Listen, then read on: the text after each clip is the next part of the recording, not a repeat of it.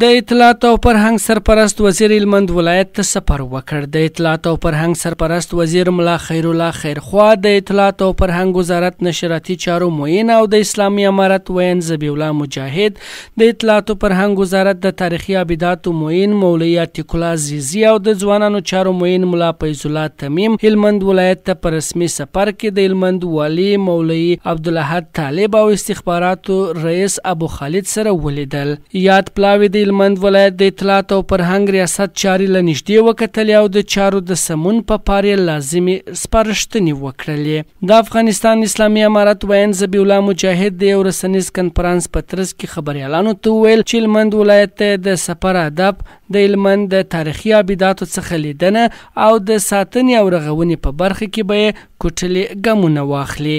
تاریخي ابداتو نه نږدې لیدنه وکړو څومره چې ممکنه وي او په اړه باندې به نږدې مسؤلینو ته لارښوونې وکړو او څه چې په دې برخه کې د مصارفو ضرورت دی یا د ابداتو د حفاظت دپاره د باندنۍ نړۍ نه د مرستو غوښتنه ده، هغه باره کې به هم انشاءالله هڅې وکړو. د اسلامي امارت وین ذبیح الله مجاهد د محلي رسنیو د ستونزو، اقتصادي تمویل، اطلاعاتو ته د لاسرسي او نشراتي پالیسیو د یو شانوالي په اړه ډاډ ورکړ او زیاته کړل ډېر ژر به د رسنیو پر وړاندې پرتو ستونزو ته د حل لاره ومومي. ریسرچ وکړو، یو تحقیق به وکړو چې کوم برخو کې موږ ستونزې لرو، د دې په حل لپاره به انشاءالله د وزیر صاحب په حکم باندې حل لاره رامنځته کړو. دا شکایتونه موږ ته هم رسېدلي دي چې ځینې ستونزې شته په هلمند په سطحه باندې د رسېدګۍ دپاره یې هڅه کوو. د کنفرانس په اوږدو کې ښاغلي مجاهد زیاته کړل چې د افغانستان اسلامي امارت اوس د رسمیت پیژندنې له اثره برخمن دی.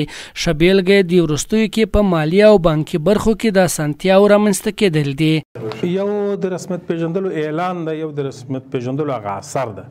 رسمیت پیژندلو له اثره اوس هم موږ برخمن یو. موږ اسلامي امارت د باندې سفرونه کوي، دعوت کیږي د امارت په عنوان باندې دعوت کیږي، زموږ وزیر د وزیر په عنوان باندې ورته پروتوکول سره مخ کیږي چې بهرنیو هیوادونو ته ځي.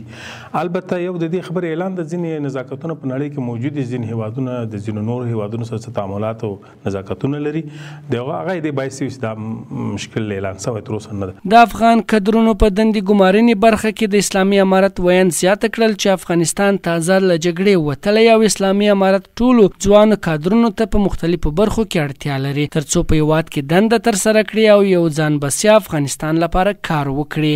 هر افغان باید کار وکړي د هیواد لپاره زحمت، خصوصا کډرونه هغه څوک چې تحصیل یې کړی وي که په هره برخه کې وي، دوی ته د هیواد ضرورت دی. دلته 10 میلیونه تقریبا لږ زیات خلک اوسېږي، دوی ډاکټر ته ضرورت لري، انجینر ته ضرورت لري، د موږ ساختمان او جوړېدا ته ضرورت لري، زراعت برخه کې موږ پیشرفت ته ضرورت لري. دا په بې مسلکیتوب نه کېږي. امارت هم دا درکړي، خلک هم باید دې ته امیدواره اوسېږي چې لا ډېر به موږ دې بخشو کې محصلینو ته هم اړ یو او اداراتو قوي کېدو ته هم اړ یو. د افغانستان د اسلامي امارت د اطلاعات او فرهنګ وزارت ګډ پلاوی داسې مال هلمند ولایت ته سفر کوي او دلته له بېلابېلو برخو او ستونزو څخه له نږدې لیدنه کوي چې له دې وړاندې د نورو وزارتونو وزیرانو او پلاوي هلمند ته راغلي وه. حافظ احمد نصرت، سکون رادیو، هلمند.